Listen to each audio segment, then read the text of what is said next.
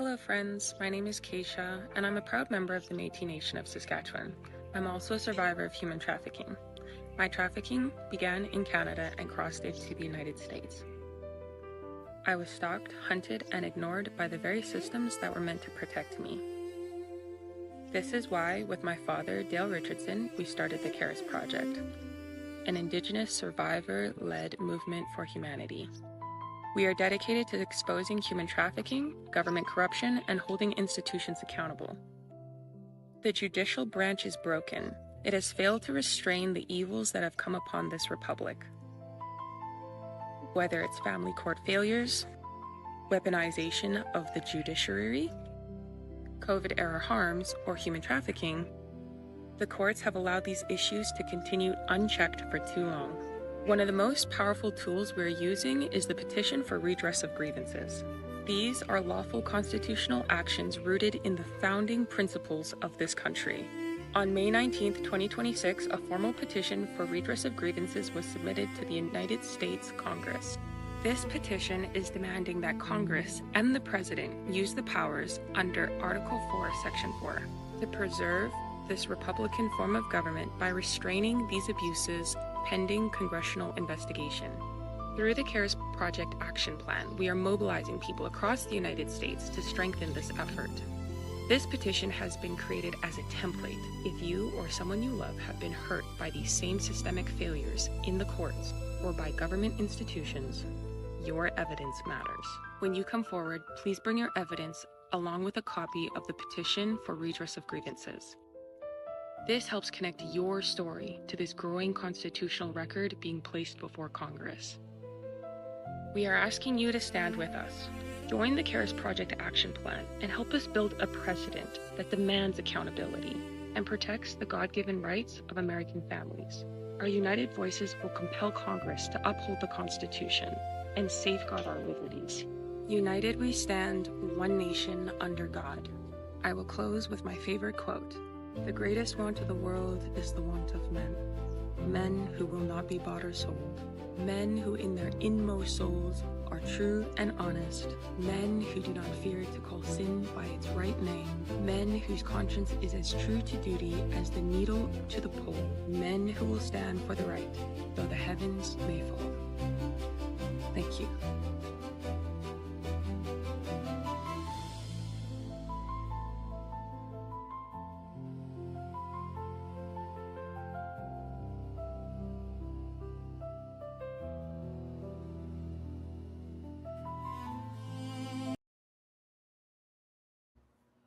Hello, everybody, and welcome to the CARES Project podcast. Today we have with us R.V. Ham. He's a Saskatchewan podcaster, as a trucker, and an advocate for freedom, basically, over the last few years, and especially notable in over COVID and in the province of Saskatchewan. Welcome to the show.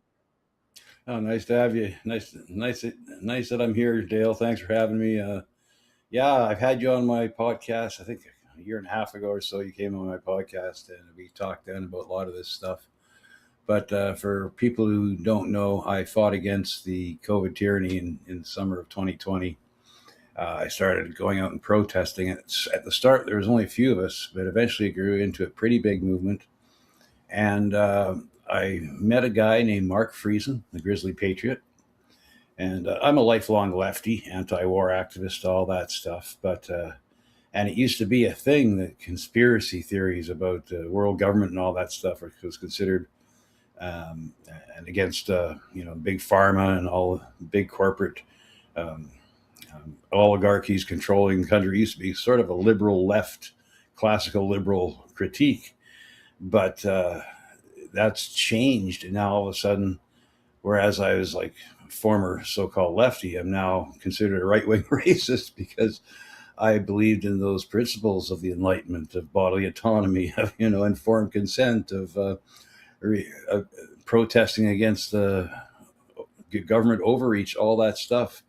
It's really strange. It's kind of the box they put you in. They want you to have a left versus right paradigm that they can control your thoughts and actions against others in the same circumstance as you, but just with another political leaning. But that doesn't mean we can't come together across perceived ideological lines and joint forces. I proved that when me and Mark Friesen got together. He was a right-wing libertarian. I was basically a left-wing socialist. And when I met him in the summer of 2020, I realized we had way more in common than we had that separated us. A little bit on the edges of how much government should have, like power for doing big projects that need to get done. Sometimes government's the best way to do that. Things like Medicare for all, things like that. That's all in the margins, right? That's just stuff that we can bicker about. We can agree to disagree on, and then hammer out compromises. That's how things are supposed to work. But they turned everything on its head, and it became, and now it's us versus them. There's no more division. There's no more division of the population. That for those of us who are awake and see it, we now realize that we're under a supranational corporate structure that is destroying all lines of self-identity and national sovereignty, even individual sovereignty. They want us all just back on the farm like serfs, the way it was in the old days. I'm pretty sure that during the 60s and 70s, when the middle class showed their power and rose up and stopped a war, like what happened in Vietnam, that's when they decided we can't have any more of that. So I think that's when they turned the screws on us and turned us into debt-ridden wage slaves for good, making it easy for anybody to get a credit card, and of course interest rates and all that stuff. They turn you into a debt slave, and it's a horrible thing. Well, I mean, at certain points, most people didn't need credit cards, but then as they made changes, they made them not just a want, but necessarily more of a need. Because yeah, you remember Justin Trudeau said if you can't afford to buy groceries, use your credit card. Remember that? Yeah, and I mean, at the end of the day, that guy was an idiot. Like, I mean, I honestly, like, I voted for him once because of Bill C-51, the Anti-Terrorism Act, which I knew when I read it on its face when Harper put it through. I knew that it was going to be used against the people. I knew it. And of course he didn't repeal it. So I was like, all right, then, screw you, buddy. It's just the same as any politician, be it Obama, be it Trump. They make promises, they get in there, and then they don't do anything to do anything about it. Remember Trudeau ran on, he was going to make the Senate, you had to vote on it instead of being appointed. The Senate was going to be, elected. Elected. And then, of course, he said that we're going to look into proportional representation because this first past the post parliamentary system is leaving so many people out of the decision-making process. So he was going to introduce proportional representation. All those things he promised, he reneged on, except for, of course, making pot legal, because that's what won him that election. That very first election, I swear to God, all the young people showed up and voted for him. Because yes, they did. Yeah. Which at the end of the day didn't really do any help. It like whatever. Like, I mean, it might have helped the average guy who was a pot smoker, but for the rest of the country, it really didn't do anything for any of us. And in fact, maybe kept more people distracted and stoned during the time of COVID, where they would be more pacified. Well, yeah, the pot stores were open during COVID. The liquor stores were open during COVID, right? Yes. Big box stores. Yeah. Yeah, and I mean, at the end of the day, what people have to understand, especially with what's going on, is that this is not a left or right issue. It's not a political. It's a right or wrong issue. And like I tell people, I'm like, I don't care if somebody is on the left or the right. If you're getting abused, nobody should suffer abuse and be like, oh, sorry, you can't get that because you're not the wrong political persuasion. That's nonsense, right? Yeah. Yeah, I mean, Dale, you represent a movement. You kind of represent or are part of a movement that's considered ultra right. That's considered, by the powers that ought not be. You're considered an ultra right nationalist type thing, right? Racist. But I noticed the color of your skin. I'm kind of wondering exactly what niche are they trying to pound you into, right? Well, I mean, they don't like me speaking because I don't fit the box of the white supremacist, right? So, I mean, at the end of the day, I want freedom. I don't like the government in my hair, right? I don't like the government telling me what I need to do in my personal life. Sure, you create the laws, make sure that law and order is there. But outside of that, don't tell me what I need to do. Don't tell me what I need to put in my body. Don't tell me where I need to go, right? Don't tell me what I need to do with my kids. It's not your business. Well, It is really not. And that's a classic liberal sentiment. Thomas Paine famously wrote, "The first duty of every citizen is to protect his family from the government." I mean, limited government is the best way to go. And even as a former left-wing socialist type, I've come to realize that government is there to set up laws, put through some common sense restrictions on certain things. Fund projects and everything. But when it gets to telling you what you can think, what you can read, what you can say, that's way beyond the line. And the problem, of course, here in Canada is we don't have a First Amendment. We don't really have a Bill of Rights. We have privileges. We don't have rights. And that, I think, is the biggest problem. And we're really seeing that now with Bill C-8, Bill C-9, all those, oh my God, they're just ramming through these totalitarian behavioral psychological operations that are now becoming legalized. And it's a terrifying prospect as we see what's going on in the EU and especially the UK, where they can arrest you for social media posts. That's coming here. And people don't see it. They're sleepwalking into it, right? Well, I know that's the problem with Canadians. We're fast asleep as a nation as opposed to other areas. But even with how bad our charter is, they cannot justify what they're doing. And they try to do it incrementally, because even though it was Section 1, they said that you have reasonable limits like on these things in a free and democratic society. Well, if you live in a democratic society and you have freedom, you can't muzzle people's speech. There it is. You see that? That's the Canadian Charter of Rights and Freedoms. And you're talking about Section 1. Now let's read from it here. You think? Okay, here we go. Section 1. The Canadian Charter of Rights and Freedoms guarantees the rights and freedoms set out in it, subject only to such reasonable limits prescribed by law as can be demonstrably justified in a free and democratic society. And what they do cannot be demonstrably justified, but they skirt around that by appointed judges who interpret the Canadian Charter rights at their own leisure. And if they decide that the government was right by declaring the Emergency Act, suddenly the citizen has no rights. Well, this is the problem: is the judicial system. Yeah, and the judicial system is being given too much power. The Supreme Court has had too much power. Even watch the Supreme Court of the United States do the same thing, but it's worse here in Canada. They're basically ruling by decree rather than by passing things through laws. Because a lot of the times where they put these legal doctrines in, they're creating law that can't be challenged. And that's not the way things are supposed to work.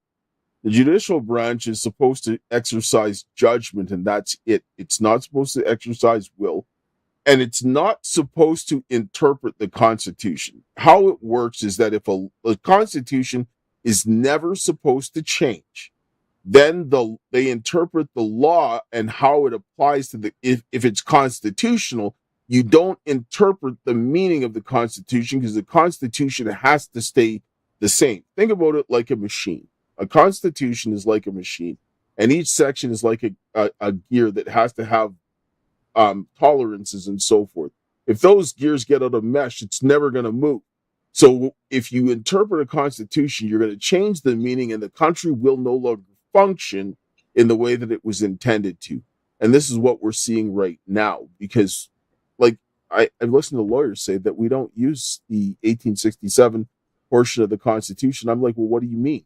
That shows you how the government's supposed to operate. How can you actually operate as a country without it? That's the separation of powers and all that stuff, and shows you where the limits on certain things are. Mm-hmm.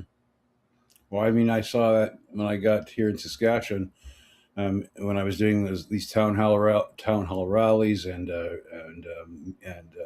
meeting in groups of more than 8 or 9 and getting fined. I got 8 fines for $50,000 in the Justice Center for Constitutional Freedoms. represented me in court. Now, what I should have done, and a lot of people told me this at the time, is simply refuse to accept these tickets, not fight them in court, burn them, whatever, don't respond to them, and they have you have to consent to them by signing your name and fighting it in court. You suddenly consented to it. And the JCCF tried everything they could, they said, but here in Saskatchewan, the judges are appointed by the government, and the Public Health Act was interpreted as sacrosanct. You can't fight against it. Whatever the public health people said is gospel, and you can't argue against it. You can't bring in experts. They called it a moot point. If I tried to bring in Jay Bhattacharya, who co-author of the Great Barrington Declaration, to show that all the mandates, restrictions, everything were much worse than anything else. They were worse. The cure was worse than the disease, and all this stuff that we all know now. If we look back, of course, people who look back say, yeah, it was all overreach. The push for the vaccine passports and all that was obviously a way of trying to control the people and stuff like that. And if it wasn't for the Freedom Convoy, we might have vaccine passports right now to this day. So I was very proud of what we did when we fought against these at the time. And I do believe that the Freedom Convoy saved us from even a worse totalitarian present. Like, they were going to bring in vaccine passports, travel restrictions, all that. They were planning on it. But the Canadian Freedom Convoy turned that on its head. And when they had to invoke the Emergency Act and crack the skulls of the truckers, I think that's when they went too far. And the whole country rose up against it. And here in Saskatchewan, they eliminated all mandates, restrictions, and everything. With the stroke of the pen, Scott Moe, our premier, said, oh, geez, his base was starting to get in his face, and his donations were drying up, and the rural base said, no more, this is bullshit. So with a stroke of the pen, proving it was political all the time. Well, yes, and with speaking with Saskatchewan, this is why that people don't realize how, why the hammer came down on me when the Minister of Health went to go in to get the orders in council, and the Public Health Agency of Canada went and gave them advice to go ahead and issue the Quarantine Act. They were wrong, because when you have a pandemic response, engineering controls is the first stage. You cannot even quarantine without proper engineering controls, especially when you have an aerosolized pathogen like COVID was. Now, when I came out and brought out the engineering controls and exposed them in North Battleford in July of 2020, when I filed criminal complaints, what the RCMP, because it came from the CDC, what they were supposed to do was to escalate it to the National Division, which then in turn would have contacted the FBI, the Department of Homeland Security, and the CDC at that time with the criminal negligence complaints. Because on its face, what the Ministry of Health in Saskatchewan, the SHA, and then what the CDC originally did, they gave engineering controls to the public that were incomplete, and that is exactly how you will get people to do things wrong. And on the back of that, everything else was done. That is the one thing that they cannot argue, because that was the basis on which they went to every other step. Once that was done, the whole thing would unravel and should have came back to the drawing board. This is why when I went to file the complaints after that, they shut me out of the detachment. And then when I took them to court, they arrested me going into the court and then strapped me to a bed and drugged me against my will, and then took everything I had, including my little daughter, who I haven't seen for 6 years as a result of this. And I mean, every judge after that has protected this, and for good reason, because the criminal complaints, they still exist. That means there's no statute of limitations. And everything happened as a result that was downstream of it. So the vaccine mandate should be all investigated. The vaccines themselves should be investigated. All these people that are getting prosecuted criminally, if they picked up what they should have, all of this stuff would go away, because it would be all part of the investigation. And they should be, because I'm sick and tired of this government doing this stuff, and the people that are sitting down and allowing it to happen. I'm tired of it. Yeah, and well, that's another problem, is getting government to investigate itself never works out so well. They just, at the best, you'll get a commission that's formed they'll blather on for a couple of weeks. They'll release their findings and nothing happens. Like the Emergency Act was declared illegal. Well, where are the where are the repercussions for that from the government? The government suffered no repercussions for illegally invoking an emergency act that led to the mass destruction of so many lives, destroyed so many families. Almost like on purpose, of course. But what are you going to do about it, right? It's like they laugh in your face. What you going to do about it? It's where we need a lot of public pressure. I mean, this is why I'm also working with people in the States, because they understand a lot better than we do that the power belongs to the people. And there is more of a political will to do that because the people there are pissed off and they're ready to act. And here, we're not quite at that point, but we need to get there quick. Well, they've tamped down that fever quite a bit in the United States by installing Trump a couple of times, trying to, as a pressure relief valve. But even that stopped. Even that is stopping. Its magic isn't working there. Here in Canada, I mean, at this point, even so-called die-in-the-hard liberals are looking at this Carney guy, going, "Wait a minute, were we just psyoped into voting for a banker?" A guy. It's an international bankster who has who spent most of his time in Europe and in the United States than he did in Canada. I mean, this guy used to be the former head of the Bank of England, Yes, they call him Mark Carnage.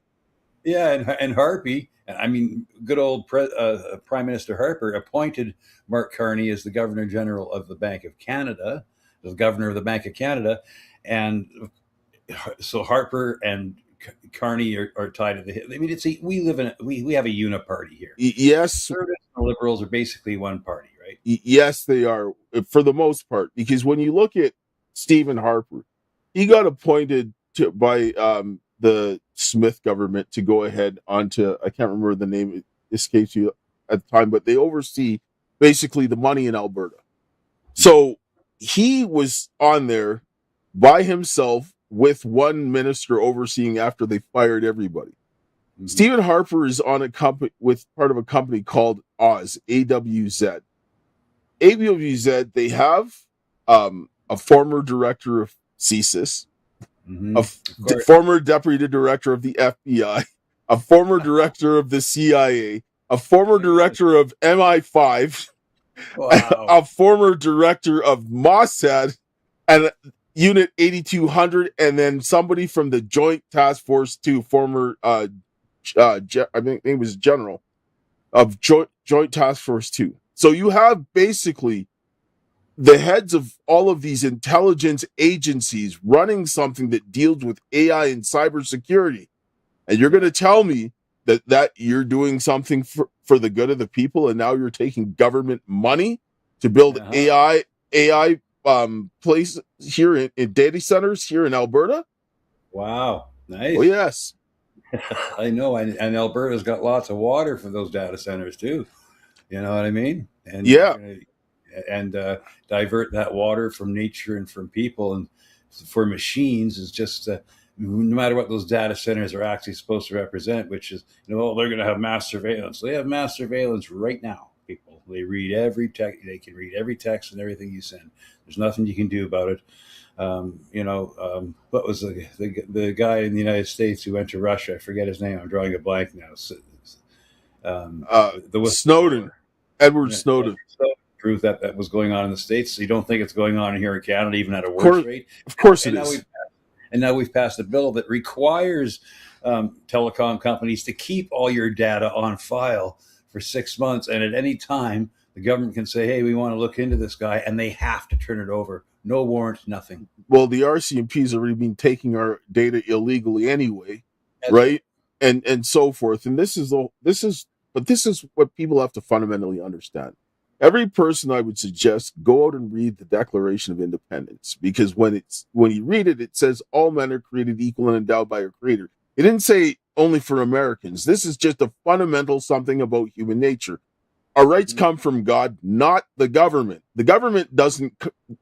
Governments are to protect our rights. If you look back in human history, how governments were formed, there were criminals that decided not to follow the law, and they decided to do wrong. So people came together and they formed governments to restrain the criminals. right? That's literally the purpose of government. So they're there to protect your rights, not to rule over you like a king. Yes. And that's really it.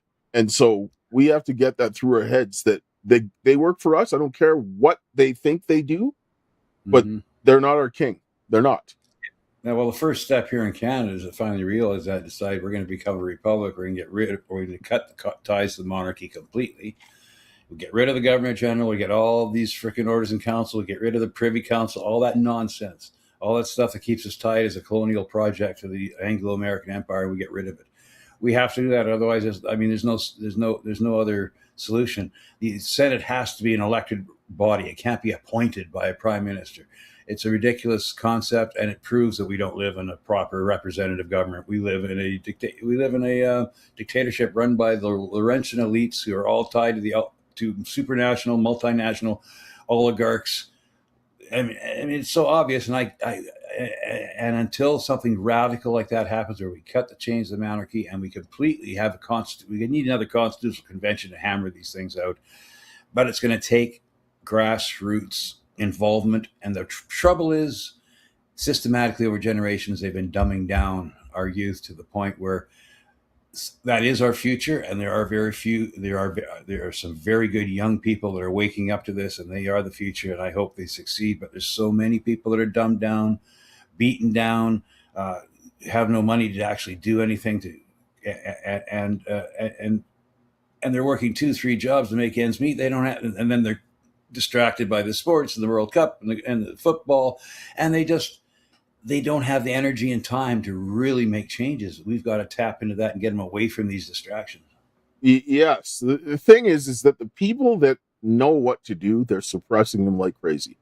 Like, I just want to kind of circle back on something that you were saying about getting rid of the monarchy and so forth. And then I was born and raised in Winnipeg. And so, and one of the things, they have Luriel's house in Winnipeg and so forth, and the site of the whole issue with the Métis uprising and so forth. One of the things, people should go back and look at what the Métis Bill of Rights, what they were demanding from the government when they were doing, when they came in and they took over Rupert's Land and then gave it over to basically to Canada. They wanted elected judges. They wanted sheriffs, because a lot of the Métis were actually American, because they had to get their birth registries out in the United States, because, I mean, basically the prairies was the wild, wild west. There was nothing here. You know, you had the fort at Winnipeg. There was a couple of little settlements. Like, I mean, Calgary was just like a little outpost. And, yeah, I mean, so was like Regina and so forth. Like, all of Saskatchewan was just bush. And so and so was Alberta. So they wanted to have this. And if they brought those changes, our country would be fundamentally different. And the problem that they were uniting all of the tribes, which would have changed the way that the Indian Act and everything else like that. This is why they cut the Métis out of the Indian Act and then started to make those changes based on race, because Indians were never classified by race. You don't sign treaties with races. You sign them with governments. And if you look at the Royal Proclamation, you will understand this, because it doesn't matter whether it's a tribal government or it's an established government. There's some system of governance tied to the land use. And then it would have eliminated a lot of the problems here, but they didn't want that happening. We have to go and get rid of the judges that are appointed. We need to have like sheriffs that are elected, that are answerable to the people. And we have to have a mechanism in place for accountability, because if there's no mechanism for accountability, nothing's going to happen. Well, and under the Indian Act, we've seen over and over again, First Nations people that I got to know during the Freedom Convoy movement that supported us. I worked out on a pipe out in the oil fields for one winter, and I met this Indian guy who actually went down to the Freedom Convoy, First Nations guy from a reserve up in northern Saskatchewan, and a few of them went down and supported the Freedom Convoy, and hardworking, good people. And they complained. What he complained most about was the unaccountable governments that they're under in their own Indian bands, their own, They're more corrupt. it's so corrupt because they get all this free money from the government, and then they hire their friends and their family members to run things and put them into positions of power. So it becomes some kind of, it becomes a little fiefdom of these families.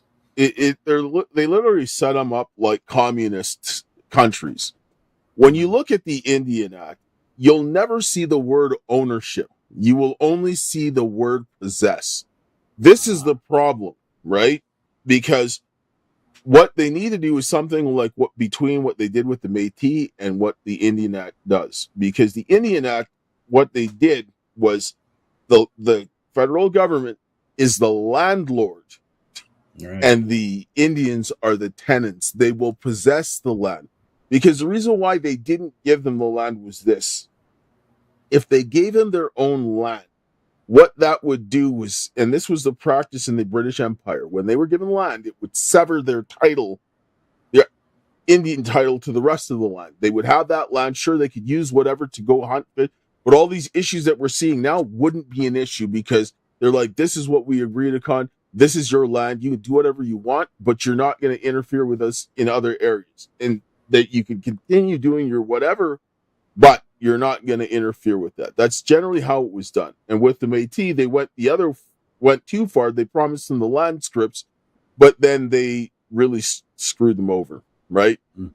And so forth. But what they should have done is give them individual property rights, because if the natives individually own property on the reserves, as well as the reserve being set up like a jurisdiction, like how Regina is a city or Saskatoon or whatever, and they could sell the land in there, but it would still be under the jurisdiction of the reserve, the band, then they would be able to generate their own money and everything else like that, develop it, and then business could leverage because they could sell land and so forth, and then they could mortgage it and bring development. But instead, they wanted to keep them like serfs, right? Instead of having like citizens, right? Yeah. People that, because the biggest deterrent to an unjust government is the property owner. Because if you own property, you can sustain yourself, and you're like, I don't need you, and we'll replace you if necessary. But if you don't have property and you're dependent on them, well, then what are you going to do? You're going to take it because you want a place to live. Yeah, that's basically that was the poison pill in that whole thing. So yeah, individual, and make them make them full citizens of Canada. They can own private property. We're all the same. We recognize that you were here before us, but we signed treaties. That's in the past. Let's move forward, and yet we recognize your culture. In fact, we encourage it. And what was happening in the residential schools, you can have a truth and reconciliation over that. A lot of bad things happen, but I mean, hey, it was a product of its time. And what did they do? They educated a lot of these young Indian kids that went to the residential schools. They got educations and they ran things. We had a mayor here in Saskatoon. His name was Henry Day, and he was a product of the residential schools. And he was an Indian guy who got educated in the residential schools and had a successful career as a lawyer and then as a teacher and a mayor. I mean, there were some things that you can look back at and say, yeah, that's pretty cool. But this is my issue with the government, the way they ran the residential schools. If they wanted to do the residential schools properly, why did they not let the Métis run the residential schools? Because the Métis, most of them spoke multiple native languages. They spoke English and French, and they were understood both cultures very well. If you wanted to really do this, why did you not use the Métis, which would have been much easier? You would have avoided a lot of abuses that happened, right? But at the time, there's no way that was going to happen, because remember, that was the white man's burden. That was the time of the white man's burden. That was the time of we're going in and we're gonna help these savages, and we have to make them assimilate into our culture, and we got to get rid of their culture. And a lot of the rules where you can't speak your own language and you have to cut your hair and all this stuff. So, it was a product of their times, and you can see the damage that was done as far as that goes. But on the other hand, you can understand, because it was a product of their time, a lot of these people did this with good conscience, thinking they were doing a good thing. because that's the way they were raised and that was what they believed. I mean, you can't go back and change history. You Well, can just acknowledge it, have a truth and reconciliation about that, say we've progressed to a better point, but let's make things better and get away from the status quo where you have. I mean, I drive when I'm a truck driver. I drive through the reserves, and they're not properly developed. Most of the houses are just sit up there alone, separate from other houses. They don't have fences. They don't have cultivated gardens or anything. Um, yeah, there's something not quite right with the situation we have now. I think we could make it better. And there's something standing in the way, and it's that dependency that is foisted on them. Because when you're in a cycle of dependency, it's all of a sudden it's comfortable because you're making enough to live and get by, but you're not being encouraged to actually do anything with your lot in life. And then you're actually and then you're discouraged by other people of your own culture who say, "Oh, you think you're better than us," and they drag you back down. It's a vicious cycle. yeah, I know. I was actually talking with people, and I talked about things that they could propose changes, right? And this is what needs to happen. Like I sat down and said, they have to give the Indians on the reserves, the natives on the reserves, they need to give them property rights. If they don't give them property rights, this is going to become a big problem. This is no way to deal with it. People might get pissed off, but this is like how you make deals. Everybody gets something and nobody gets everything they want. That's just life, right? You make a deal that people can live with. And if you have to give some of the places a little bit more land or give people land, like, for example, the Métis and so forth, give them land, shut up, get the deal over, do it right, and work with the governments so that they can go ahead and then start creating the infrastructure so that they can bring in and sell land, develop their own land, and so forth. And I would give property mineral rights to everybody in Canada, and the government just get out of it, let the people deal with that, because then everybody gets something out of the deal, and then you walk away and you have the deal done rather than doing what they're doing. Because the governments are using the natives to go ahead and take away the property from people and putting control of it outside of this country. And I don't agree with this whatsoever. And like the natives are like, yes, they're giving us land. I'm like, no, they're not. You're just a tenant. And then at the end of the day, if the country falls apart, what do you got? Nothing. I know they're being used like it, and it's good to open people's minds up to this, and a lot of them are opening up to it. I think we have it may seem dark and dystopian, but the more they try to do, like, think about the Iron Curtain. Remember how the Iron Curtain eventually fell? It's because the people just stopped believing in the propaganda and stopped going along with it and stopped complying, and eventually rose up and overthrew them, because it doesn't work. Once they get over the top and they try to legalize, if they try to legalize tyranny to this point in a country like it's not going to work. Eventually, the people are going to rise up. You can only go so far. What are you going to do? Are you going to have 1 million concentration camps from coast to coast, constantly under surveillance and constantly with armed guards in the streets? It's just it falls in on itself because it just becomes too cumbersome to keep going. All tyrannies will collapse. It's an actual truth of history. All tyrannies collapse. All empires collapse. It's going to happen. What's going to come after is what we got to start thinking about now, because it is. In real time, it's all crumbling around us, the whole facade. You just can't keep hiding tens of thousands of homeless people year after year and pretend it's not there. Well, exactly. And like, I mean, at a certain point in time, human beings can only be pushed so far before they just say that's enough, right? Like you said, throughout history, no tyrannical regime has ever lasted forever. It just does not. It can't. And because of the way that they work. When you destroy your own citizens, you can't prosper. For example, like, look at the French Revolution, right? You had all those persecution of the Huguenots, which were a lot of the merchant class. They did very well. They were educated. They were literate, right? And so forth. But they got persecuted like crazy, and then they eventually left. Or they got killed, or they left. And what happened? You had a serious brain drain. So then you had a bunch of people that were there that were then pissed off because of what the kings were doing. And then what happened? Everything went crazy, and there was blood running in the streets, right? Yeah. This is so the tyrannical governments create the conditions for their own downfall by the actions that they take. Yeah. And it happens over and over again. You're seeing it happen right now. And it's unbelievable. And it's going to happen. And that's a good thing to have a conversation about what comes after. And we have to start. And if we're going to do it, I say we do it right from the start. Cut the ties of the monarchy. Be a representative republic. Have our own Bill of Rights. Take the American Bill of Rights and enshrine it as ours, I say. You know what I mean? With a few tweaks here and there. But I mean, that's what we need in this country, because we don't have any rights. We have privileges granted to us by the king. We are subjects. We have to get beyond that thinking, put it in those stark terms and say, do you want to be a slave? Because as long as you go along with our system that we have now, you're consenting to slavery. How do you feel about that? Well, that's exactly it. What people have to understand is when they think of slavery, they think about the people in the iron chains and being sold up on top of things. But I'm like, the elements of being a slave is present now, because we're working for someone else to get most of the money.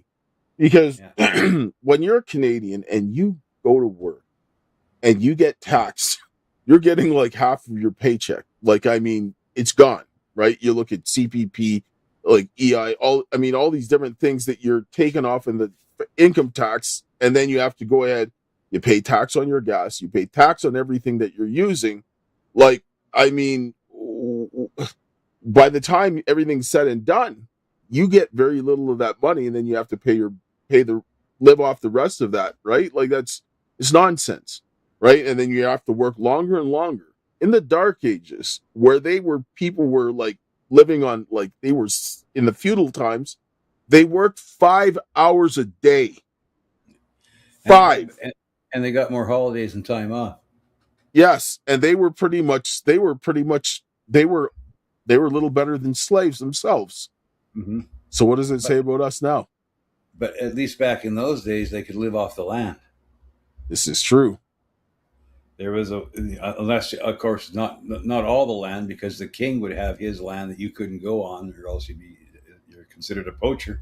So even then, there was limits to being able to eke out a subsistence level. Plus, there wasn't the technology they have now and all that stuff. So we have to get beyond that. We just have to cut ties with all that. That whole monarchical system and the governor general. We got to get rid of it. I mean, otherwise, what are we doing here? Are we going to be serious if we want to? And you can already see, like, look in Alberta, right? Oh boy, Alberta can separate and become its own country. It'll never be allowed to, as long as the powers that ought not be, or like Carney, as long as Carney's allowed to sashay in and make fake memorandum of understanding pipeline deals that are never going to happen, with the premier saying, "I'm doing my best," and then it just. The premier who says it's their job to make sure that Alberta stays in Canada. Well, yeah, of course, that's their job. I mean, let's face it. I mean, that's what's going on. Okay, let's say Alberta decides to separate, become its own country. What are they going to do with all the blue-haired liberals that are I mean, it's just impossible to contemplate it working right now, because it's being done with good faith amongst some people, like Jeffrey Rath and Jason Levine, and these people are really thinking they can make this happen. They're trying their best. They're being pragmatic.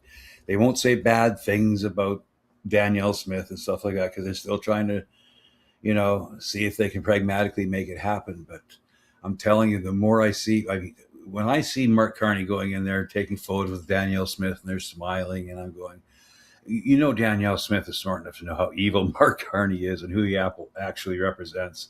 And I think if she wanted to really be a leader, she'd be calling that out, because it's unbelievable. And she should be separating herself and distancing herself from the federal progressives, conservatives.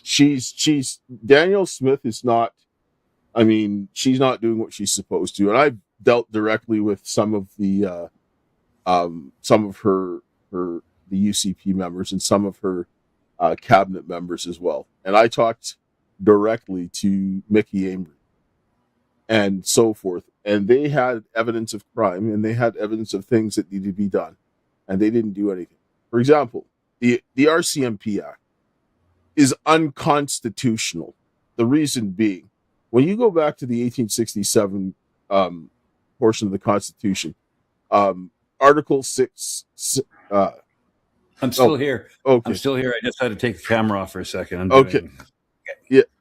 Right. Article 6, Section 92, subsection 14 of the Constitution Act 1867 says the administration of justice is under the exclusive control of the legislative assemblies of each province. And so when you go and you have a problem with the RCMP, who do you have to call? You have to call Ottawa.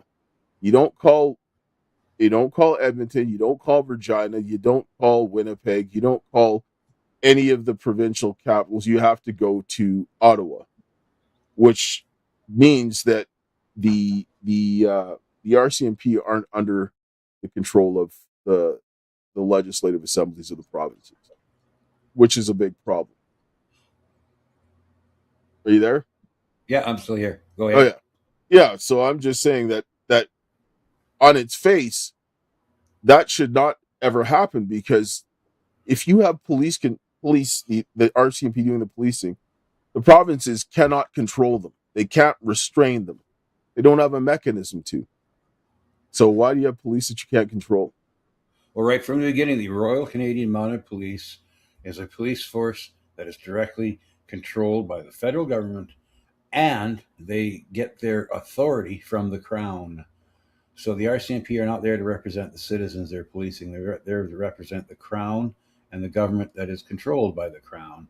Bang! It's always been a federal stormtrooper force right from the beginning. They're stormtroopers. That's what they are. Yeah, they really need to fix this issue, because the RCMP should be under control of the provinces. Like they shouldn't be structured the way that they are, because it's the structure. Yes, they're like the brown shirts. You can have common training and all that stuff, and that's actually a very good idea. They should not be. They should be the police that are in your that are policing over you. Like what RCMP does is they'll get people from Quebec, Nova Scotia, Halifax, Northwest Territories, BC, put them all together, and then they assign the officers out not according to where they're from, but where they think they need the most visibility. So many times they'll have Quebecois RCMP policing Alberta and Saskatchewan. You know what I mean? Like, and because they're trying to take away bias and have a more uniform control, but that's also their DEI thing they're going through right now. So they'll send Punjabi RCMP guys, where they are incongruous with the situation, so they don't know the people they're policing. And this is, I think, it's the old blue helmet theory. Bring in a whole bunch of immigrants, right? You train them to be cops and you send them all over the country. They don't have allegiance culturally to those areas, so they're more likely to bring down the hammer on you, right? Of course they are, because they're changing the way the system, the value system in the country works, and that's not the way things are supposed to work. What they need to do is they need to change a lot of what's going on here in this country. And they have to go back away. Like the mass immigration that they're doing is a problem, because they created that problem and then they gave a bad solution. And then instead of solution. Yes, because when they stopped people from having babies and they made it more economically inviable to do so, they're like, okay, well, the birth rate's falling, so we need to go and get more people. So immigration is the solution, because Canadians aren't having babies. But you're not telling the truth about this, on how this happened, because you brought this, like, a lot of this ideology. And like, I mean, I have no problem with like women being treated as equal and having equal representation and under the law and so forth. But where they put women into male-dominated areas and told them that prioritizing families was not important, that's a fatal mistake, because without families, you have no country. If we all had no more children, we'd be extinct, right? Well, and that's the other thing that you got to look at. So Hillary Clinton is famous for saying that it takes a village to raise a child, and she's right in the cultural sense, yes, but not in the governmental sense. the village should not be the government. The village is your neighbors and who you know, and it's your community. And because I remember going out to the farm and all the cousins, everybody getting together, and we just ran wild and stuff like that. I mean, and there were so many. Everybody had kids. Everybody had cousins, and you get together, and and people knew each other. So if some kid went wandering down the street off, you could be sure that there would be a neighbor going, "Hey, that's so and so's kid. Let's get him back to his house. What's he doing over there?" There was more community involvement.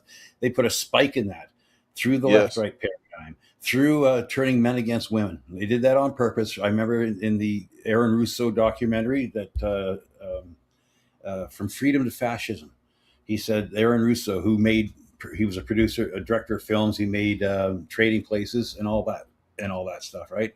Oh, sorry, there's my camera.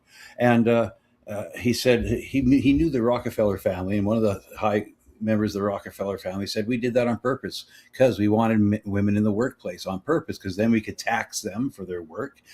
Plus, when you get two people working, you can, we can now bring in, because the Rockefellers have always been part of this ultra control structure ever since they started Big Pharma, for crying out loud. I mean, they're making a lot of money off this. And they had gotten together and they said, we've got to destroy the nuclear family, because the nuclear family, the middle class getting more power, they put a check and balance on our oligarchical ability to start wars and make money off wars. I swear to God, when the middle class of the United States shut down the Vietnam War because they were sick and tired of having their kids going off dying in a jungle for no apparent reason, that's when they went full bore at us to get rid of the middle class. And so it's been all being done by design and on purpose. And so they caused the problem. And so what's the reaction? Well, you see what the reaction, a groundswell against this mass immigration. So what do? They label it as racist. They label it as misogynist. And then they can use the power of the law to crack down on you for having just normal common sense reaction to the problem. And their solution is the police state and these mass surveillance and all that stuff that they're bringing into control. And it's so easy to see. Try to explain this to people, though they go, yeah, but I hate Donald Trump. He has nothing to do with this. He's just playing his role. You put way more power in these people than you think they have, for crying out loud. It's not even about Donald Trump. It's about the office of the position. And it's like the people have the control of the position more so than they want to let on, because I mean, at the end of the day, politicians only go as far as what the public allow them to. And this is the problem. You get the government you deserve.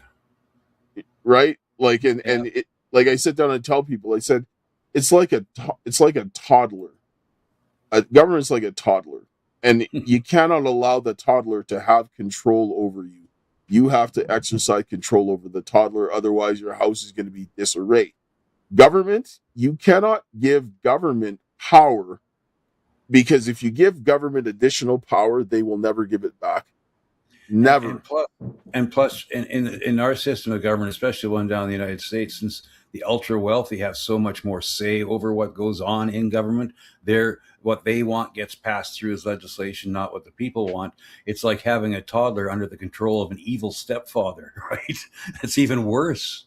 That has to also be something in when you think about starting a new form of government, whatever, starting from scratch. You also got to get rid of corporate power, corporate subsidies, corporate lobbying. That all has to become under the rubric of straight out bribery, and malfeasance should not be allowed.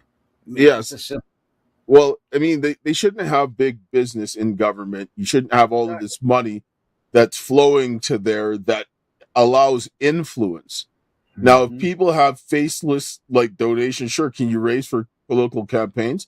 But if you're trying to send in people because you sent money, that's not going to fly. That should, like, lobbying should be basically heavily restricted, and severe penalties should be levied for people who try to influence government, because that's not the way things should go, because the people are the ones, they're supposed to represent the will of the people, not the will of the oligarchs. And what we're seeing And what's so funny is it's right in your face now, especially Donald Trump and his insider trading with his sons and all that crypto. Mark Carney still has ties to Brookfield, and everything he's doing makes his company Brookfield richer while he's supposed to be the Prime Minister of Canada. And it's in your face and easy to find. And you tell people about this, and they go, "Oh, that's the way it is." That's the other thing we have to deal with is so many NPCs in this society. People who just are totally they're checked out.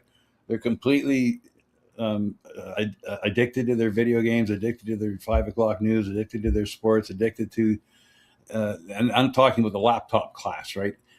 It's still okay for them. They can still afford things, and they still have a modicum of political power because they're the ones that are voting.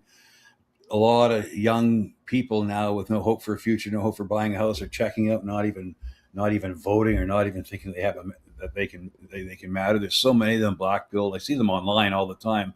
Everything's fake. Everything's fixed. There's nothing you can do. Why even bother? Check out. Derek Bros, people like that are talking about developing parallel systems and stuff. But the problem is, until you get control of the government and crack the police state, you're not going to be allowed to do that. You're going to be allowed to go so far. I just want to take a short commercial break, and we'll be right back and talk about some of this and some of the solutions to fix it. Terrio, co-founder of Mark37.com. I spent my career in Silicon Valley working for high-tech infrastructure companies, and I've witnessed firsthand the surveillance apparatus they've built. Most of you already know we're in a digital war right now. But are you really aware that we're trying to fight this war with the weapons and tools of the enemy? That Android or iPhone in your pocket? That MacBook or Windows laptop? It's a tracking device feeding everything you say and do to companies that want you under their control or eliminated entirely. Every text, call, location, even how long you pause on a post, they track it all and use complex algorithms to then use this data to manipulate your behavior. If you knew someone hacked your devices and was selling your data without your consent, you'd be furious and terrified. So why are you okay with these companies doing this to you right now? Here's what they don't want you to know. There is another way. At Mark37.com, we offer phones, laptops, tablets, and even basic flip phones, all running systems big tech can't access unless you explicitly give them access. And what's even better is you also don't need to sacrifice productivity. I'm one of thousands of geeks mobilized across this country, building tools and providing education and support to help you live anonymously online before they enforce digital ID. Go to mark37.com. Sign up for a free 30-minute digital privacy consultation. Join hundreds of thousands who have decided to stop feeding their data to companies actively working to enslave us. Take back your communications. Take back your data. And may God bless you on your journey. Yes, so I'm gonna have to check that out. That was good timing. Oh yes, and I got my phone here from mark37.com. So if you go to marks37.com and use the promo code CARES, you'll get a 5% discount on anything that you get. And I mean, at the end of the day, in this country, with the way the government violates you, I'm like, if they're going to steal my data, you're going to work for it, and you're going to break a lot of laws to do it, because we can't make anything for the government easy. They put so much resistance on us that it's insane. And I mean, like, kind of back what you're saying with this younger generation, they are not in the same situation. They've had a lot of, I mean, I'm Generation X. And so we kind of were like the last line, and then we watched everything start to degrade as they began to take away all of the different challenges that people had in life and school and so forth, so that they didn't properly develop. Like, nobody wants to have bad things, but we need to have adversity, especially as men, to grow. Because when I was a kid, there was none of this DEI nonsense. When I experienced racism, you know what the solution was? Work harder. That was it. Like, right? Like, I didn't, like, sure, you were always, not saying that most people were racist, but you always had the idiots, and there was always these, like, wrong people in positions where they could do the maximum amount of damage right? And made everybody's lives worse. But at the end of the day, I just had to suck it up and figure out a different way. Now, as a result of this, and not only that, but all the other different challenges in my life, I don't quit when they tell me that, oh, this is an obstacle. I'm like, too bad. Like, I want something more than you want to take it.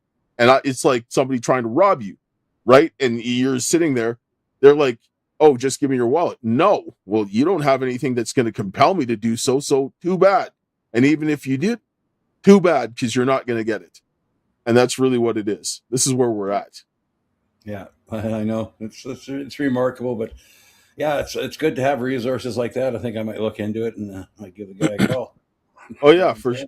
Yes, do that for sure. Like, I mean, they're great. They'll walk you through it. They'll tell you what you need to do. They'll help you port it over. They have laptops. They do all kinds of stuff. They're working on replacing a lot of this stuff because I use Linux, but I also have to use Windows for some of the stuff that I do and so forth. But that's important. Yeah, I got I'm on Windows, and I got the Chrome and the Windows happening. Yeah, and that's basically everything. And I don't even know what, like, I'm completely tech retarded.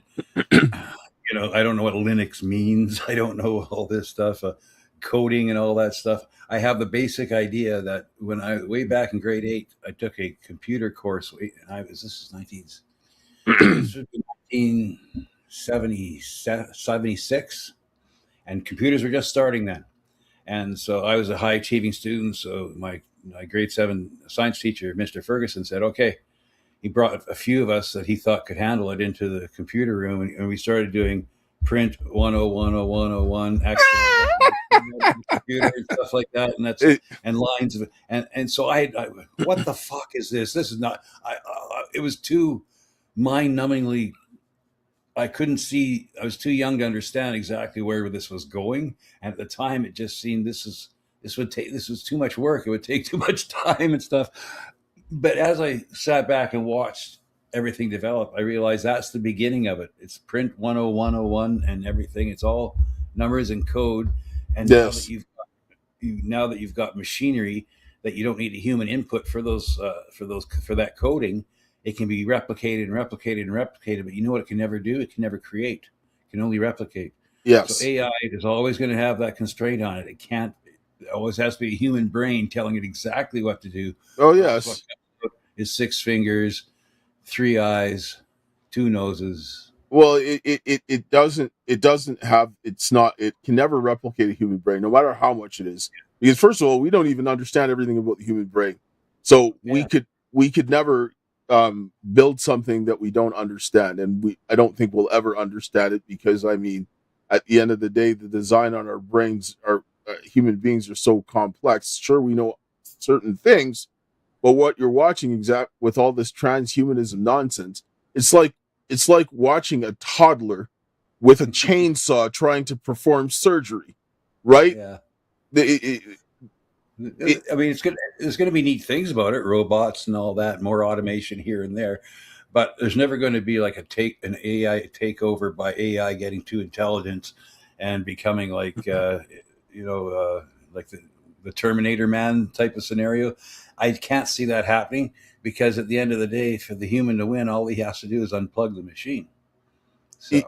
Yes, it's just going to be humans using AI to dominate other humans. That's what's going to happen. Exactly. Right? There's always a dark human force behind everything. Of course it is. And that's being controlled, as David Icke says, by forces that we can't understand or perceive. But these people believe in it, and it seems to work for them. This tapping into this demonic force. I think there is good, there is evil, and these people that are in power and everything have ancient knowledge they don't share with us, because knowledge is power, and they've tapped into some kind of entity or some kind of perception that we can't see to control us, and it works. And they keep their members in that club under control by blackmailing them through horrible things that they make them do, and it becomes one big club, and you ain't in it, and you don't want to be in it. And that's the forces we are fighting against. And so, yeah, we have to start all this, but we have to realize who our enemy is and what evil they will stoop to, and not be too horrified not to act. Well, yes, and I get it. And me, like, I'm a Christian, and sit down and I see the Bible makes more sense now when you see the wickedness that people do. Like, people used to sit down and think, "Oh no, that doesn't happen anymore." Really? Yeah. Really? I'm like, they're freaking eating babies, and they're telling us about it now. well, exactly. I understand now. I understand a lot of the things, because when you realize a lot of the societies that God said get rid of, they were doing this. What we're seeing now, they were rampantly doing it, where they're killing children, doing all imaginable filth to children. If you have a society of pedophiles, I don't care what happens to you. I don't. Sodom and Gomorrah phone, and they're jealous. That's why they give us back our sodomy. we were nice compared to these guys, but give us back our cities, you bastard. It's hilarious. I mean, we talked about. I remember there was this series of movies or a series of TV shows called Hollywood Babylon, and they showed all the things going on in Hollywood in the 1920s and the 1930s. And I'm thinking, if we did that again now for the 2020s and the 2030s, 100 years later, how worse would it be? I think most people would probably die if they would just, their heads would explode with the stuff that's going on. Like I mean, with what I've done, like from when I became a COVID whistleblower, it actually more moved into trafficking. I deal more with human trafficking than anything else. And all of the people that were involved, these dirty players involved in COVID, they were all involved in human trafficking. And of course, because human trafficking is it's slavery. And people have to understand. And during COVID, human trafficking went way up because, of course it did. Yeah. And this is how it happens. One of the things they know is that when you have economic instability, this is one of the biggest things that allows trafficking to go through the roof. So what happened during COVID? Families broke down. People got divorced. People lost a lot of money. The middle class got wiped out by small businesses getting wiped out. So you're getting a lot of people getting poor. Inflation is going up. So the government is creating the circumstances for these things to take place. And then you watch the rise of OnlyFans and all these different things that came out during COVID and went through the roof. And now you're seeing people shifting into this type of mentality. And then when you're put into that situation, if you want to leave, you're not going to get out very quickly. And society is just going to destroy you because they want to keep you into that mindset. And then when you look online, certain people are getting the platform that are pushing this type of thing and keeping things the way that they are. And why is that? Because then you're dependent upon them. Because when you look at the amount of, they say like there's a million girls that are under the age of, I think, 30 or something like that are on OnlyFans in the United States. That's a substantial chunk of that demographic. That's an industry. Yes. But when you sit down and think about what the cost is, because what makes OnlyFans very different than, for example, traditional, like somebody who is a prostitute or, there was on a pornography person, is that they create more relationships because with the chat stuff. So they have teams of people chatting to tons of people, where it used to be the one person can only talk to a certain amount of people, but you have them talking to thousands upon thousands, and you're generating a type of addiction which is going to not end well, because it doesn't give back as much to the community as other industries. It doesn't at all. And plus, unscrupulous actors who buy that data or get information that data can target somebody who's become one of these OnlyFans addicts. Let's perhaps say he's in his 40s, he's got a family of 4 and everything, and all of a sudden they got this guy over the barrel because they can say, "Hey, your OnlyFans stuff you're doing, what would you do to stop your wife from seeing that?" I mean, it's a dirty road, and these intel agencies are tapped into Pornhub. They're tapped into all these places because they see the opportunity. I mean, the Epstein class won't let that one pass by.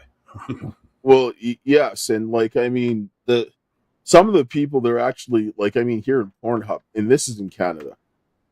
They have so much. I guarantee you, go on that server right now, you'll find videos of kids getting raped. You will. I think so. They've had to take down so much stuff from Pornhub, and their verification is not, though how they check it is they have a small amount of people doing it for the amount that they have.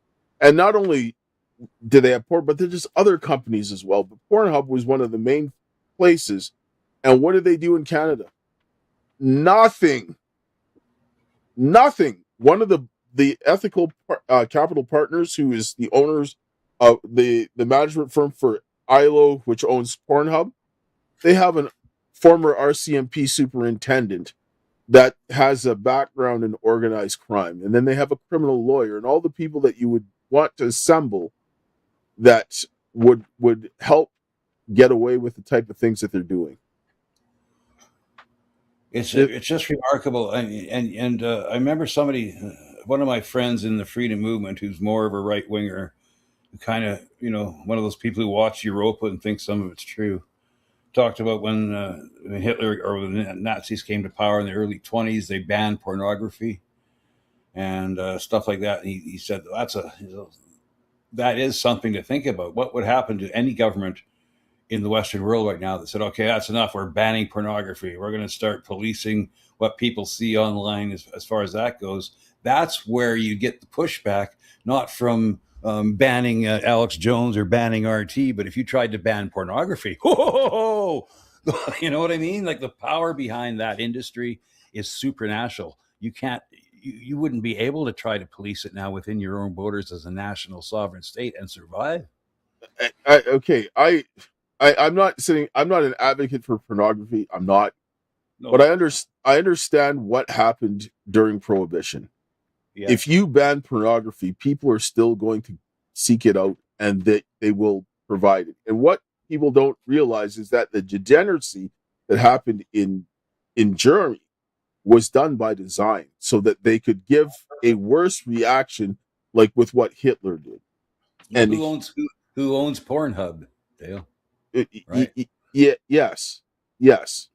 Who owns OnlyFans? Check in to see who owns these things. Yes, I know, but there's also, you have to understand this, and yes, people understand who that is, but you have to understand that it goes further than that, right? You have to understand the way these globalists operate, because they use certain entities as a proxy so that people can just look there and just stop there. Because when you look at really who is pushing these things, the people who really run things, you're never going to know who they are correctly. They're masters at hiding themselves, and the things that you see are not what you think. And so rather than looking at specific groups, I look at the ideology, because all of these people, they operate in the same manner. The mindset is identical, because all of these billionaires that you see, if they all magically disappeared, there would be people to supply their place tomorrow. Right? You're right.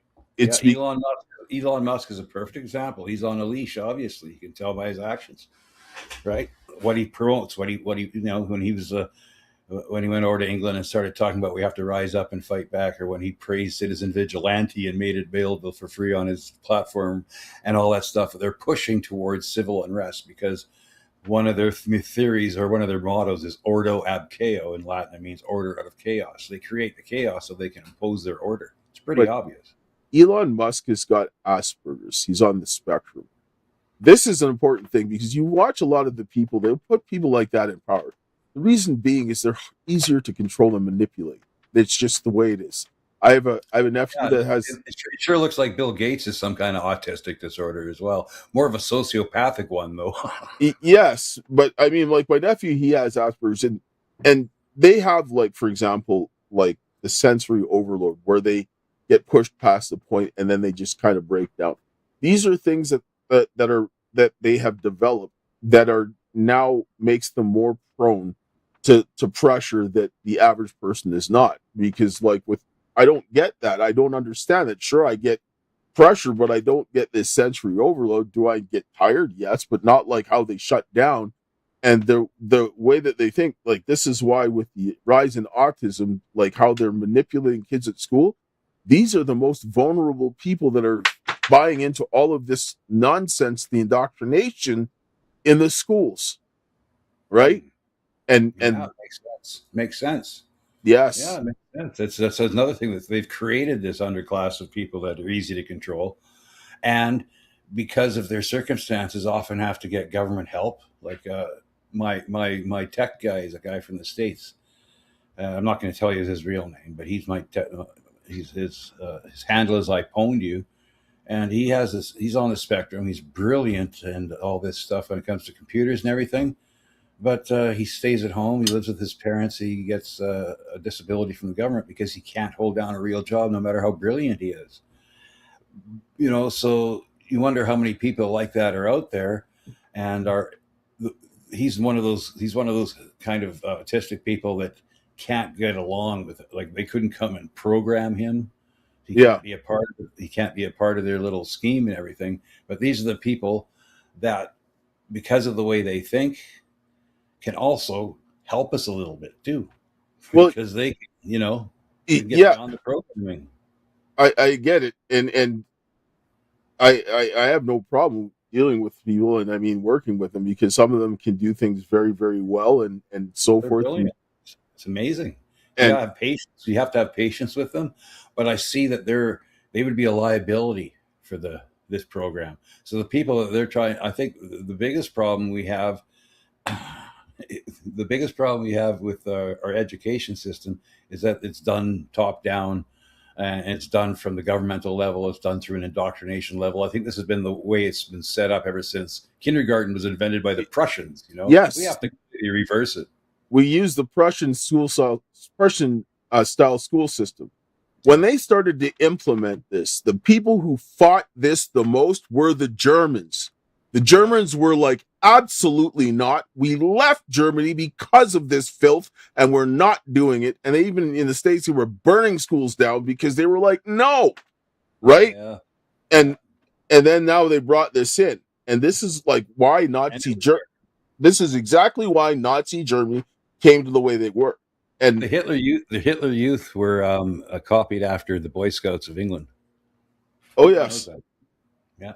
Also, my daughter was looking into this. In World War II, they realized that when it came down to the building the bomb, Hitler refused to deal with what he called Jewish science.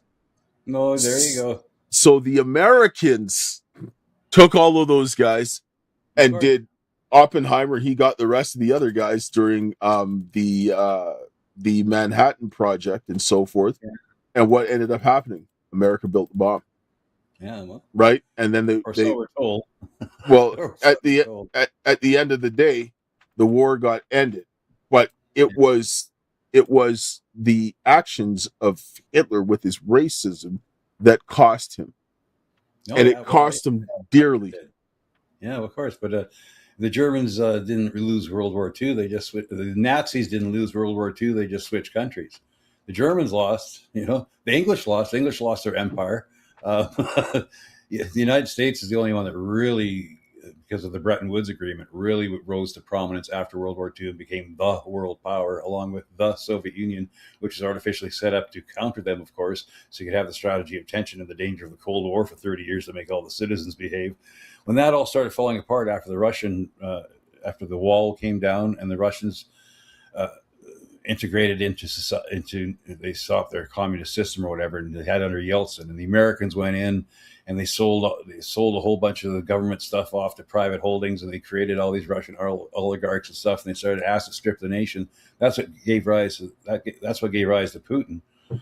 Now Putin is not trying to reestablish the old Soviet empire. He's just trying to make Russia sovereign again, because basically after the wall fell, economic hitmen went into Russia, and that's when the Russian mob thing exploded too. All these former Russian soldiers and stuff and hard men that lived in the provinces said, fuck, if we don't have a government to control us, let's create our own little mafia system, because that's what the communist system was. That's the big, large mafia system. They took it regional, and that's how the Russian mobs were formed after the wall fell, because all these hardcore commies who knew how to do all this nefarious shit didn't have a government to work for anymore. So they worked for themselves, created these little Russian mobs, and they went all around the world. They're everywhere.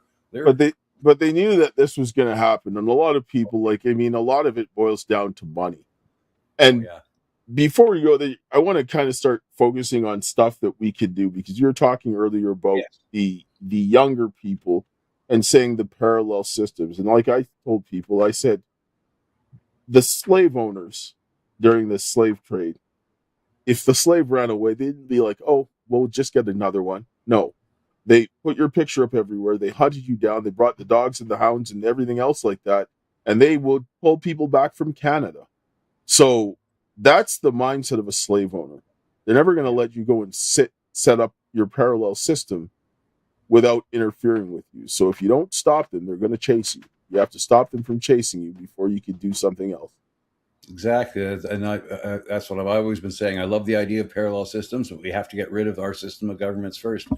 Cut ties with the monarchy, get rid of all that nonsense, stop being subjects, become citizens, have a constitutional convention to ratify it, and let's go forward. Let's stop being children playing around. Let's do it. If we're going to do it right. Yes, but the one thing I've also told people is that we have to take this system and use what's left of it in order to make the changes, because there's two ways to do this. Either you overwhelm the system or you have civil war. Civil war will never win.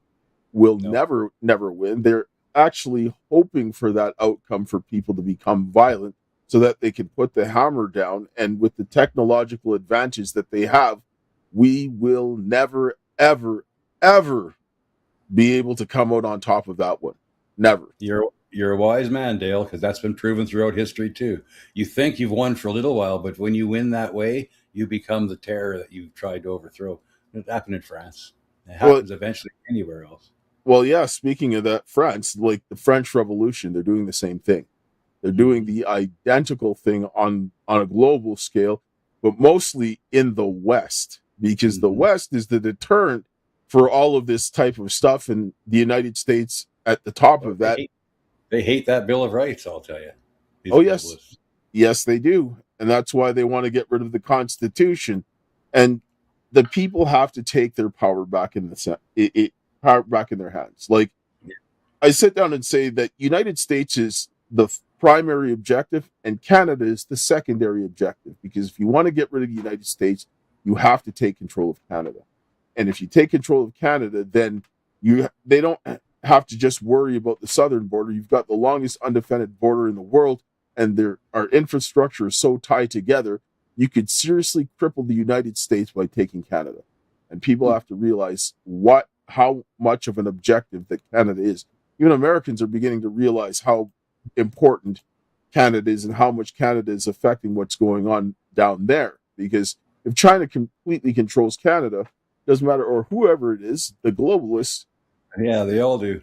Right? Like, I mean, they're just Yes, what are they going to do? They're going to basically make the Americans' lives hell and create chaos. And like, I looked at some of the emergency powers that they have, for example, in Michigan. They could go ahead and get help from any state or any province or any country in a time of emergency, right? They can just declare a national emergency. Well, I mean, if there's a national emergency and they needed help, they could go to China if they wanted. They could go, for example, through Ontario and bring all of those, criminals across the border that are working for everybody else but the Canadians, and then they'd have a lot of problems, right? Yeah, you're right. Yeah, we got to get beyond that. We have to divorce ourselves. I keep saying from the monarchy, we also have to divorce ourselves from the globalist agenda, which is going to be the biggest problem, right?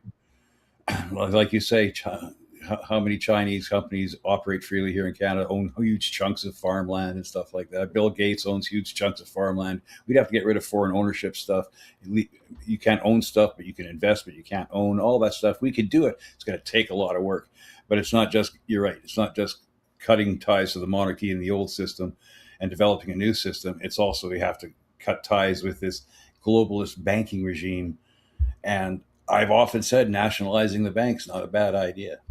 Well, what we need to do is start somewhere, because the first point of attack is the government, the elected officials. And I keep saying this because the executives, yes, it's headed up by the prime minister and the cabinet, but we're also talking about the executive, like the law enforcement. Those are the guys with guns. You can't do anything with the guys with guns. Now you have the judicial branch. They're protected by the guys with guns. And so you can't go after them either. Otherwise, they will get the guys with guns to arrest you. The elected officials are the ones we have the most access to and the ones that we can give the most pressure. And this is where we need to do this. The issue with the trucker convoy wasn't that what they in principle did was right, but the government set them up for failure.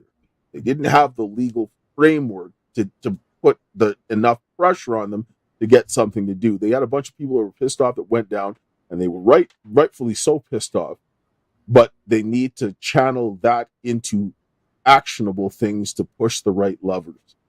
What my daughter talked about at the beginning with the petition for redress of grievances, that was codified in the First Amendment of the United States. We actually got that. They got that from the British, and so did we. And we have that protected under Section 2, and it's brought through the common law. They don't say anything about it because they don't want people to utilize it, because it is in the Westminster parliamentary system, it is the strongest action that a citizen could take, or a subject, whatever you want, a person could take. Because if the courts fail, everything else failed, or if there's something that was an extremely high emergency, you would go and you petition the government. So if you had you were in southern England and your neighbor was stealing your cows to feed the French that was coming on, that are going to go and march onto London, well, you could go run into the king with your petition, say, well, you need to send some soldiers over here because this guy's stealing my stuff and he's making ready for the French to come here. And so they would get you in to deal with this. In a situation like this is the same type of thing that we can use here in Canada like they're using in the States, because constitutionally speaking, you're telling the government this is your final, this is it, you're done. Because the last time that they had big problems with this, well, 1776 happened and the Redcoats got kicked out, right? And at the end of the day, what is the government going to say when you're lawfully telling them this is what you're needing to do? Are they going to go out and break the law in front of everybody's face when you're doing what should be done, taking the pathways, right? Yeah, well, that's a good idea. Right to redress grievances. I'll try to see. I'm going to look into that and try to see if I can get before the legislature here in Saskatchewan for a right to redress my grievances. Oh, it's already there. I sent it there. And now it's just for the people to pick it up. And if they want to put their information with it, by all means, I'll tell you what you need to do, because I put one in and I gave it in when I was running for the Buffalo Party in 2024. And so that's there. And then I have one here in Alberta. We sent one to a federal MP as well, along with the ones in the States. And so people are picking it up going forward, adding their information in it, and they're serving their congressman. And we've got a bunch of them knocked off, and a bunch more are coming. And people, it's gaining traction because it is this is how things are getting done. And the government is going to be put into a bad spot, because either you're going to just outright do this, and then what are people going to say? And then more people are going to get pissed off, and more people are going to wake up when they see what the government's response is. And the ones that want to do what's right, because there's a few of them that want to do what's right, you want to give them the avenue to do what needs to be done. Because public pressure is the best thing to make changes in a government. You just need to direct. Right to redress grievances. Okay, I'm going to try to do that. Send me the information on how I can add my information to it. Yes, I can do that. And it's just something that you can append yourself to. You have one for provincially and federally. Because Scott Moe, he has no business being in government. None of them do. So they need every I would, as far as I'm concerned, every legislature in Canada needs to replace everybody. Yeah, right? That's right. Ottawa needs to replace. Well, what did any of these guys do? Like maybe a handful of people, but most of them didn't do anything. Scott Moe, he knows about my situation. And I spoke to him directly at Spears. I was there with Mark Friesen. I remember that. Yes, and what did he do about it? He covered it up. Yeah, right. I know. Yeah, we'll talk later. He said. Yes, and later never happened. Mickey Amory pretty much said the same thing, and so forth. But that's people have to pick this one up, because on top of that, we want criminal investigations. they have one in North Battleford that can be opened at any time, and that would affect the entire country. And people need to do that. Okay, so we've decided on a point of action going forward. Pretty good, Dale. It was great. Thanks for having me. Yeah, we have to do something, right? Other than that, we let the country fall to pieces. And anyway, that's beautiful. Sorry. Any closing statements before we get going here? I just fully agree with everything that we've been talking about. I think it's great to understand the problem we have, the forces we're fighting against. It's great to have all that education, understand it. Now, what are we going to do about it? Are we going to become black pill and just give up? Well, that's not the way forward. If you want to stand up for what you believe in, you keep fighting to the end, and try to do better for your friends and family and fellow travelers in this space who were wide awake. We know the enemy is, and we got to stop fighting against our neighbor. I mean, that's exactly what they want us to do. They want us to turn on each other. This right-left stuff, the trans agenda, the ringing of the mosque bells and all that, that's all being controlled to drive you crazy and make you irrational when you're fighting against this enemy. So the best thing to keep your wits about you, be reasonable, use reason as your guide. Always ask questions. Never be satisfied with a half-assed response, and keep fighting, because that's the only way forward. I want to thank you so much for having me on the show, Dale. You can find me, my podcast, Beyond the Pale, on Rumble, on YouTube, on Facebook, on X, and Kick, even though I don't get many views from Kick, but I'm just there for a kick, I guess. And my Substack, you can just go to Substack and put in RB Ham, and I have my article out there about my fight against COVID tyranny. And if you want to support me, you can go, because I did get 8 tickets for $50,000, and I've been hammered. The JCCF did their best, but they couldn't do it here in Saskatchewan, where the judges have absolute control. So we were convicted regardless of what we did. There was no jury trial; it was a judge trial. It was a kangaroo court. It was unbelievable. 8 tickets for $50,000. You want to support me and my work? Go to givesendgo.com/RBHam. You'll find me there. And a few dollars every couple of months keeps the campaign alive, and that's where I'm at right now. They actually suspended my Give Send Go because I had 3 months of inactivity on it at one point, so they suspended it. So if anybody out there just want to send $3 every 3 months, $3 every 3 months keeps me going. Yeah. Anyway. So I got it, and I'm going back to work on the road right away. I'm a truck driver, and I had a couple months off because of surgery, very painful surgery. So I was able to do like 3-4 shows a week for a while. Now I'm going to be back to every Saturday night. And this Saturday night, I'm having Boyd Anderson coming back on. He's a good old boy here from Saskatchewan, played hockey. Yeah. And he went to Sweden and all that stuff in his hockey career, and ended up at one point becoming a salesman, ended up in Dubai and met Eli Lilly and knew what was going on there as far as like all the tomfoolery and shenanigans with financial. He could have got in on the floor with Bitcoin. He saw it happening, but he was always had this spiritual thing. Oh, I don't want to be a part of it. It's a very interesting story. So anyway, I'm going on and on, but that's who I'm having on this Saturday night. Nice. You should tell Boyd I said hi. It's been a while since I talked to him. Yeah, he's a cool dude. And for all those, his links are in the description if you're watching on Rumble, Vocal, or Facebook, and you'll see that. So go check him out, or if you're watching on YouTube, if it's still up, because I get kicked off of YouTube every so often. So, because they obviously speak the truth. So, I'm going to close here with a prayer, and then we'll let everybody go. Sounds good. All right. Heavenly Father, Lord, we thank you for this day. We thank you for your love, grace, and mercy. And we thank you for the hope that you have given us this day. And open our hearts and minds to your will, and help the young people to find their courage and find some direction, and help the older ones to work with them. And help the men and the women to come together to rebuild our families, our churches, our community, our nation, so that we could have some protection for the children who need it the most, who've been abused so much, is my prayer. In Jesus' name, amen. Oh, man. Thank you so much for that, Dale. All right.